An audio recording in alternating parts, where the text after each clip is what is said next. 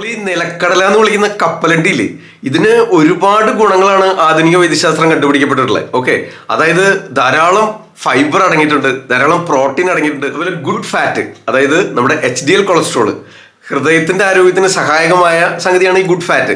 ഇത് ധാരാളമായിട്ട് അടങ്ങിയിട്ടുണ്ട്. അതുപോലെ ഹെയർ ഗ്രോത്തിന്, അതുപോലെ സ്കിൻ ഗ്ലോക്കൊക്കെ സഹായകമായിട്ടുള്ള വൈറ്റമിൻ ഇയും ബയോട്ടിനും ഒക്കെ ധാരാളമായിട്ട് അടങ്ങിയിട്ടുള്ള ഒരു സംഗതിയാണ്. ഇത് മാത്രമൊന്നുമല്ല, ഒട്ടനവധി സംഗതികൾ, ഒരുപാട് ഘടകങ്ങൾ ഇതിൽ അടങ്ങിയിട്ടുണ്ട്, ഒരുപാട് ന്യൂട്രിയൻസ് ഇതിൽ അടങ്ങിയിട്ടുള്ളതായിട്ട് മോഡേൺ മെഡിസിൻ പിടിക്കപ്പെട്ടിട്ടുണ്ട്. ഓക്കെ, അപ്പോൾ ഇതിന്റെ ഗുണങ്ങൾ ഒരുപാട് പറയാനുണ്ട്. അതായത് ആധുനിക വൈദ്യശാസ്ത്രം പറയുകയാണെങ്കിൽ ഇത് പാവപ്പെട്ടവന്റെ ബദാം എന്നാണ് വിളിക്കുക. എന്താ വെച്ച് കഴിഞ്ഞാൽ ചെലവ് കുറഞ്ഞ രീതിയിൽ എല്ലാവർക്കും കഴിക്കാവുന്ന, എല്ലാവർക്കും റീച്ചബിൾ ആയിട്ടുള്ള, വലിയ പണച്ചെലവില്ലാതെ എല്ലാവർക്കും സുലഭമായിട്ട് ഇത്രയധികം പ്രോട്ടീൻസും ന്യൂട്രിയൻസും അടങ്ങിയിട്ടുള്ള, വൈറ്റമിൻസും അടങ്ങിയിട്ടുള്ള മറ്റൊരു സംഗതി ഇല്ല അത്ര.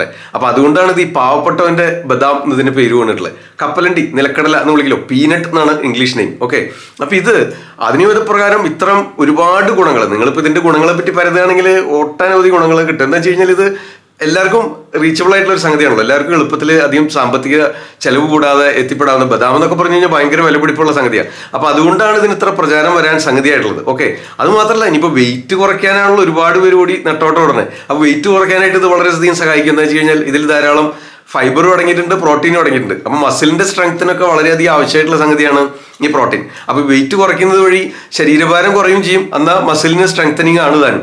അതാണ് ഈ പ്രോട്ടീൻ ഉള്ളതുകൊണ്ടുള്ള ഗുണം. പിന്നെ ഗുഡ് കൊളസ്ട്രോള് കൂട്ടുന്നതിന് സഹായിക്കും, അത് ഹാർട്ടിന്റെ ആരോഗ്യത്തിന് നല്ലതാണ്.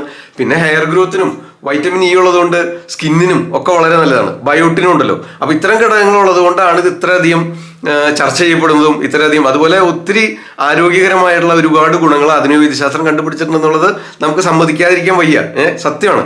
പക്ഷേ എന്നിരുന്നാലും നമ്മൾ ആയുർവേദത്തിലേക്ക് കിടക്കുമ്പോഴേ ഒരു കോൺട്രവേഴ്സി ഉണ്ട്. മനസ്സിലായോ? പ്രത്യേകിച്ച് വാദസംബന്ധമായ റൊമാറ്റിസം പോലുള്ള രോഗാവസ്ഥകൾ ഉണ്ടെങ്കിൽ നിങ്ങൾ തീർച്ചയായിട്ടും ഈ വീഡിയോ കണ്ടിരിക്കണം. നിങ്ങൾക്ക് ഇത് ഭയങ്കര ഒരു കോൺട്രവേഴ്ഷ്യൽ സബ്ജക്റ്റ് ആയതുകൊണ്ട് നിങ്ങൾ എന്താ ചെയ്യേണ്ടതെന്ന് അറിയോ? ആവർത്തിച്ച് കാണുക, മനസ്സിൽ ഉറപ്പിക്കുക, എന്നിട്ട് ലൈക്ക് ചെയ്ത് എല്ലാവർക്കും ഷെയർ ചെയ്ത് കൊടുക്കുക. ചാനൽ സബ്സ്ക്രൈബ് ചെയ്യാത്തവർ ആരെങ്കിലും വീഡിയോ കാണുന്നുണ്ടെങ്കിൽ സബ്സ്ക്രൈബ് ചെയ്യുക. പിന്നെ കമന്റ് ബോക്സ് പറയണ്ടല്ലോ, നമ്മളിങ്ങനെ തുറന്നിട്ടിരിക്കുകയാണ്. നിങ്ങളുടെ നെഗറ്റീവും പോസിറ്റീവും പ്രചോദകമായിട്ടുള്ള കാര്യങ്ങളും മോട്ടിവേഷനും എല്ലാം, നിങ്ങളുടെ അഭിപ്രായങ്ങളെല്ലാം തുറന്ന് കമന്റ് ബോക്സിൽ രേഖപ്പെടുത്തണമെന്ന് അഭിപ്രായപ്പെട്ടുകൊണ്ട് നമുക്ക് വീഡിയോ ആരംഭിക്കാം. അപ്പോൾ ആധുനിക മതപ്രകാരമുള്ള സംഗതികൾ ഇതൊക്കെയാണ്. ഇതിനെപ്പറ്റി ഒരുപാട് വീഡിയോകളും ഒരുപാട് ഇൻഫർമേഷൻ നിങ്ങൾക്ക് കിട്ടുന്നതാണ്. അപ്പോൾ അതിനെപ്പറ്റി ഞാൻ വിശദമാക്കാൻ ഉദ്ദേശിക്കുന്നില്ല. നമുക്ക് ആയുർവേദ വീക്ഷണത്തിലേക്ക് കിടക്കാം. അതായത് ആയുർവേദ പ്രകാരം ഇത് വാദം വർദ്ധിപ്പിക്കുന്ന ഒരു സംഗതിയാണ്. ശരീരത്തിൽ വാദത്തിന്റെ അളവ് കൂട്ടും, ഒരു സംശയമില്ല. മനസ്സിലായോ? അപ്പൊ അതുകൊണ്ടാണ് നിങ്ങൾക്ക് gas trouble, indigestion, bloating, burping, chest burn ഇത്തരം അവസ്ഥകൾ ഉണ്ടെങ്കിൽ ഇത് കഴിച്ചു കഴിഞ്ഞാൽ ഗ്യാസ് ട്രബിൾ കൂടും. അതൊരു സംഗതി. ഇനി ഇത് നിങ്ങൾക്ക് ഉപയോഗിക്കാം കേട്ടോ. വെയിറ്റ് കുറയ്ക്കാനായിട്ട് ഉപയോഗിക്കാം. അതെങ്ങനെ തയ്യാറാക്കാന്ന് പറയാം. വെയിറ്റ് കുറയ്ക്കാൻ എങ്ങനെയാണ് കഴിക്കേണ്ടതെന്ന് പറയണം. അതുപോലെ ആയുർവേദ മരുന്നുകൾ കഴിക്കുമ്പോൾ കഴിക്കാൻ പാടില്ല, അതെന്തുകൊണ്ടാന്ന് പറയണം. പിന്നെ ഇത് ഏതേത് രോഗാവസ്ഥയിൽ കഴിച്ചാലാണ് അപകടം വരുന്നത്, എന്തുകൊണ്ട് അത് പാടില്ല എന്ന് പറയുന്നത് മനസ്സിലാക്കിയിരിക്കണ്ടേ. അതാണ് ഈ വീഡിയോ അങ്ങോട്ട് പിടിച്ചോ. ഓക്കെ, സംശയം ഉണ്ടെങ്കിൽ ആവർത്തിച്ച് കാണുക. ഓക്കെ, അപ്പൊ അതില് ഈ വാതളമായതുകൊണ്ട്, വാദം ഭയങ്കരമായിട്ട് വർദ്ധിപ്പിക്കുന്നതായതുകൊണ്ട് പ്രധാനമായിട്ട് 50 വയസ്സ് കഴിഞ്ഞാൽ വാദം കൂടും ശരീരത്തിൽ. ബാല്യകാലം കഫത്തിന്റെ കാലവും മധ്യമകാലം പിത്തത്തിന്റെ കാലമാണ്. വാർദ്ധക്യം വാദദോഷത്തിന്റെയും കാലമാണെന്ന് നിങ്ങൾക്ക് അറിയാലോ. അപ്പൊ അതുകൊണ്ട് ഈ ഒരു 50 വയസ്സ് കഴിഞ്ഞവര് തീർച്ചയായിട്ടും ഇത് നിത്യേന ശീലിക്കേണ്ട. ഓക്കെ, ഇനിയിപ്പോ കഴിക്കുകയാണെങ്കിൽ തന്നെ എത്ര അളവ് കഴിക്കണം എന്ന് ഞാൻ പറഞ്ഞുതരാം. ഓക്കെ, അപ്പൊ ഈ വാദം വർദ്ധിക്കുന്നതായതുകൊണ്ട് രൂക്ഷത ഉണ്ടാക്കും ശരീരത്തിൽ, തണുപ്പുണ്ടാക്കും. മനസ്സിലായോ? അപ്പോൾ വിൻഡ് എലമെന്റ് കൂടും, വായു വർദ്ധിക്കും ശരീരത്തിൽ. അതുകൊണ്ടാണ് നിങ്ങൾക്ക് ഗ്യാസ് ട്രബിൾ ഒക്കെ ഉണ്ടാവുന്നത്. കപ്പലിന്റെ കഴിച്ച ഗ്യാസ് ട്രബിൾ ഉണ്ടാവുന്നവരില്ലേ, ഇനി 50 വയസ്സ് കഴിഞ്ഞവര്. ഇനി അതല്ലാതെ ജന്മനാ തന്നെ വാദപ്രകൃതമായിട്ടുള്ളവരുണ്ട്, വാദപ്രകൃതമായിട്ടുള്ള ശരീരപ്രകൃതിക്കാരുണ്ട്. അത്തരക്കാരും ഇത് കഴിക്കണ്ട. പിന്നെ വാദസംബന്ധമായ രോഗങ്ങളുള്ളവർ തീർച്ചയായിട്ടും കഴിക്കേണ്ട. അതായത് ഈ നീര്, വേദന, തരിപ്പ്, മടക്കാൻ നിർത്താൻ പ്രയാസം, സന്ധികളിലൊക്കെ പൊട്ടലും വേദനയൊക്കെ ഉണ്ടാവില്ലേ, ഇതാണ് വാദത്തിന്റെ പ്രധാന ലക്ഷണം. ഓക്കെ, മടക്കം നിർത്തുകയൊക്കെ ചെയ്യുമ്പോൾ ടക് ടക് എന്നുള്ള പൊട്ടൽ കേൾക്കുക സന്ധികളിലെ, ഇത് വാദം വർദ്ധിച്ചാലുള്ള ലക്ഷണമാണ്. അതുപോലെ ഈ തരിപ്പൊക്കെ അനുഭവപ്പെടുക, ഇത് വാദം വർദ്ധിക്കുമ്പോഴാണ്. പിന്നെ കലശലായ വേദന ജോയിന്റുകളിലൊക്കെ അനുഭവപ്പെടുന്നുണ്ടെങ്കിൽ വാദം വർദ്ധിച്ചിട്ടുണ്ടെന്ന് അർത്ഥം. അപ്പൊ ഇതാണ് വാദരോഗികൾ, റൊമാറ്റിസത്തിന്റെ പ്രധാന ലക്ഷണമാണ് ഈ പറയുന്നത്. ഓക്കെ, അപ്പൊ 80 തരം വാദ രോഗങ്ങളിൽ പെട്ട എല്ലാ വാദം വർദ്ധിച്ചുണ്ടാകുന്ന എല്ലാ രോഗാവസ്ഥകളിലും കപ്പലണ്ടി ഒഴിവാക്കാനായിട്ട് ഞാൻ നിർദ്ദേശിക്കാറുണ്ട്. പ്രത്യേകമായിട്ട് എന്റെ രോഗികളോട് പ്രത്യേകം പറയാറുണ്ട്. ഓക്കെ, നിങ്ങൾക്ക് അറിയാലോ, നമ്മുടെ അടുത്ത് വരുന്നവരോട് പ്രത്യേകം നിർദ്ദേശിക്കാറുള്ള ഒരു സംഗതിയാണ് കപ്പലണ്ടി പാടില്ല. പലരും ഇത്തരം ഇൻഫർമേഷൻസ്, ആധുനിക മതപ്രകാരമുള്ള ഇൻഫർമേഷൻ വെച്ച് നമ്മളോട് ചോദിക്കാറുണ്ട്, ആർഗ്യൂ ചെയ്യാറുണ്ട്, പലപ്പോഴും സംശയം പ്രകടിപ്പിക്കാറുണ്ട്. കപ്പലണ്ടി കപ്പലണ്ടി കഴിച്ചാൽ എന്താ കുഴപ്പം ഡോക്ടറെ? ധാരാളം ഫൈബർ ഉണ്ട്, ധാരാളം പ്രോട്ടീൻ ഉണ്ട്, ധാരാളം വൈറ്റമിൻസ് ഉണ്ട്, പിന്നെ എന്താ പ്രശ്നം ഇതാണ്. അതായത് ഈ വാദം വർദ്ധിച്ചിട്ടുള്ളത് കൊണ്ട് നിങ്ങൾക്ക് ഈ ഓസ്റ്റിയോപോറോസിസ്, ബോൺ ഡെൻസിറ്റി കുറയുക, എല്ല് തേയ്മാനം, മുട്ട് തേയ്മാനം എന്നൊക്കെ പറഞ്ഞ് നിങ്ങൾ എക്സ്റേയും MRI ഒക്കെ എടുത്ത് വരില്ലേ? അപ്പൊ അത്തരം പ്രശ്നങ്ങൾ ഉണ്ടെങ്കിൽ ഈ കപ്പലണ്ടി അതിന്റെ കൂടെ സ്ഥിരമായിട്ട് കഴിക്കുന്നുണ്ടെങ്കിൽ അത് നിർത്തിയാൽ തന്നെ, ഏതായാലും ഇത്രയും കാലം കഴിച്ചു പതിവായിട്ടൊക്കെ ദിവസേന ഗ്രാം കണക്കിന് കിലോ കണക്കിന് ഉണ്ടാവില്ലായിരിക്കും, അതിശയോക്തി പറഞ്ഞായിരിക്കും, എന്നാലും അത്രയധികം കഴിച്ച് കയറ്റിയതിന്റെ ഫലമായിട്ടാണ് ഈ വേദനയും നൊമ്പരൊക്കെ നിങ്ങൾ അനുഭവിക്കുന്നത്, ഈ എല്ല് തേയ്മാനം ഒക്കെ. അപ്പൊ ഈ വാദം ശരീരത്തിൽ വർദ്ധിച്ച് കഴിയുമ്പോൾ ഈ ഫ്ലൂയിഡ് കുറയാ. നമ്മുടെ ഓരോ ജോയിന്റ്സിലും ഒരു സൈനോവിയൽ ഫ്ലൂയിഡ് ഉണ്ട്, കാറിലൊക്കെ ഒരു ഓയിലുള്ള പോലെ, മനസ്സിലായോ? അപ്പൊ ആ ഓയിലിന്റെ അംശം കുറയും, ശരീരത്തിൽ രൂക്ഷത കൂടുമ്പോൾ വാദം വർദ്ധിച്ചാൽ രൂക്ഷത കൂടും, ഈ ഓയിലിന്റെ അംശം കുറയും, ക്രമേണ സന്ധികളിലൊക്കെ തേയ്മാനം തുടങ്ങും. അപ്പൊ അതിന് ഒന്നും കൂടെ ആക്കം കൂട്ടുന്ന സംഗതിയാണ് ഈ കപ്പലണ്ടി. അതുകൊണ്ടാണ് ഇത് കഴിക്കരുതെന്ന് പറയുന്നത്. ഓക്കെ, അപ്പോൾ വാദസംബന്ധമായ രോഗാവസ്ഥകളിൽ, സന്ധിവാദം, അതുപോലെ സന്ധികളിൽ ക്രാക്ലിങ്ങോ വേദനയോ തരിപ്പോ അനുഭവപ്പെടുന്നുള്ളവരുണ്ടെങ്കിൽ ഇത് കഴിക്കേണ്ട. വാദപ്രകൃതിയായിട്ടുള്ള ഒരു ജന്മനാ വാദപ്രകൃതമായിട്ടുള്ളവർ കഴിക്കേണ്ട. വാദകാലം, അതായത് നമുക്ക് ഒരു 50-ന് ശേഷം വാദം വർദ്ധിച്ചിരിക്കുന്ന സമയത്ത് നമ്മൾ കഴിക്കേണ്ട. അതുപോലെ തന്നെ ഒരു ദിവസത്തിന്റെ സമയം നോക്കുകയാണെങ്കിൽ രാത്രി ഉച്ച തിരിഞ്ഞു കഴിഞ്ഞാലാണ് വാദം കൂടുതലായിട്ട് വർദ്ധിക്കുക, ആ സമയത്തും കഴിക്കണ്ട. ഓക്കെ, അപ്പൊ കഴിക്കണം നിർബന്ധമുള്ളവർ എപ്പോൾ കഴിക്കണം?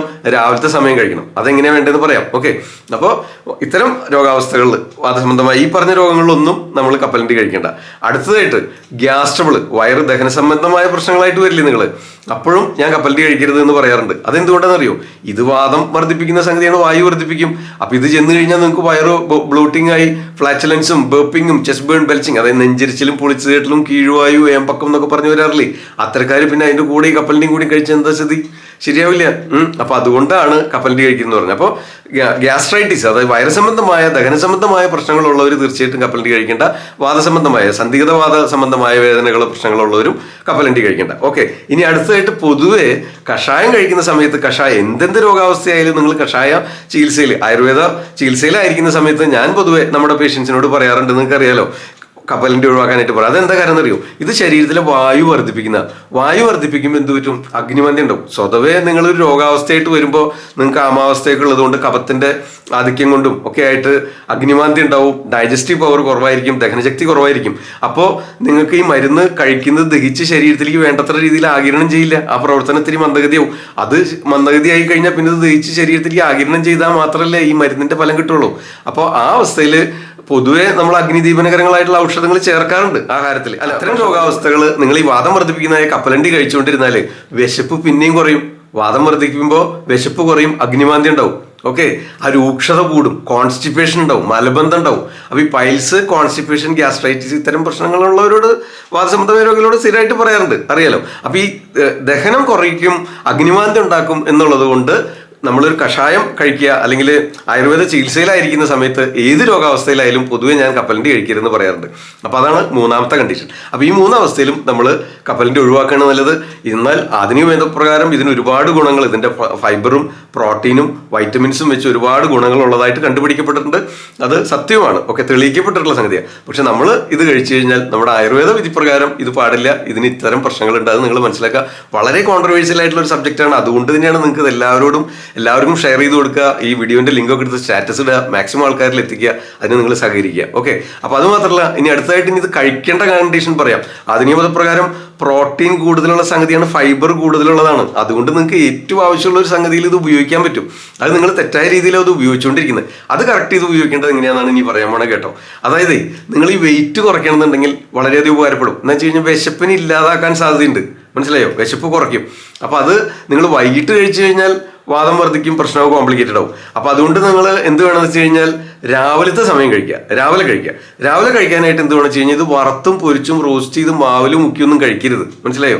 പച്ചക്കപ്പലണ്ടി, അതായത് ആ പുറന്തോട് അങ്ങോട്ട് കളയാം, അത് പൊളിച്ച് കളയാം. ആ പുറത്തെ നമ്മൾ മണ്ണിനടിയിൽ നിന്ന് കുഴിച്ചെടുത്ത് വൃത്തിയാക്കിയിട്ട് ആ പുറന്തോടുണ്ടല്ലോ അത് കളയാം. അത് കഴിഞ്ഞുള്ള ഉള്ളിലുള്ള ആ തൊലി കളയരുത്, ആ തൊലി കളഞ്ഞ് കഴിക്കരുത്. ആ തോലിന്റെ അടിയിലുമാണ്, ആ തൊലിക്കടിയിലുള്ള ആ ലെയറിലാണ് ഇതിന്റെ സർവ്വ ഗുണങ്ങളും അടങ്ങിയിട്ടുള്ളത്. അപ്പൊ അത് നിങ്ങൾ എന്ത് വേണമെന്ന് വെച്ച് കഴിഞ്ഞാൽ ഒരു ദിവസം രാത്രി നമുക്കൊരു മാക്സിമം കഴിക്കാവുന്ന അളവ് നമ്മുടെ കൈപ്പിടിയിൽ ഒതുങ്ങുന്ന ഒരു പിടി, അത്രയും മതി, അതിൽ കൂടുതൽ കഴിക്കരുത്.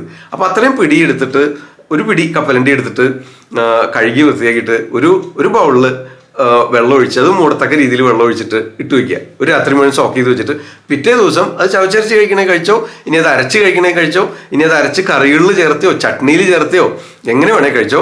വിശപ്പ് കുറയുന്നതിന് സഹായിക്കും. എന്താ വെച്ചാൽ ധാരാളം നാരുകൾ അടങ്ങിയിട്ടുണ്ട്. അതുപോലെ വെയിറ്റ് റിഡക്ഷൻ സമയത്തൊക്കെ നമുക്ക് ഈ വേസ്റ്റിങ്ങും ഒക്കെ വരുമ്പോൾ ഇതിൽ പ്രോട്ടീൻ ഉള്ളതുകൊണ്ട് മസിലിനൊക്കെ സ്ട്രെങ്തനിങ് ആയിരിക്കും. എന്നാൽ വെയിറ്റ് കുറഞ്ഞു കിട്ടും ചെയ്യും. മനസ്സിലായോ? നാരുകൾ അടങ്ങിയിട്ടുണ്ടല്ലോ.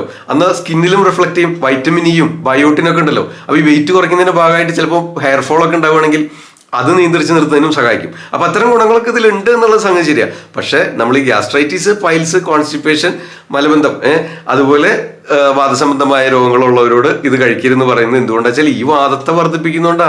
വാദം ഇങ്ങനെ ഒരു പുലിവാലി പിടിച്ച സംഗതിയാണ്. ഭയങ്കര കോൺട്രവേഴ്സി അല്ലേ? ഒന്ന് ചിന്തിച്ചു നോക്കി. ഇത് വളരെ ഉപകാരപ്പെടില്ല എല്ലാവർക്കും. നിങ്ങൾക്ക് അറിയാത്തൊരു ഇൻഫർമേഷൻ അല്ലേ? എല്ലാവർക്കും ഷെയർ ചെയ്ത് കൊടുക്കുക.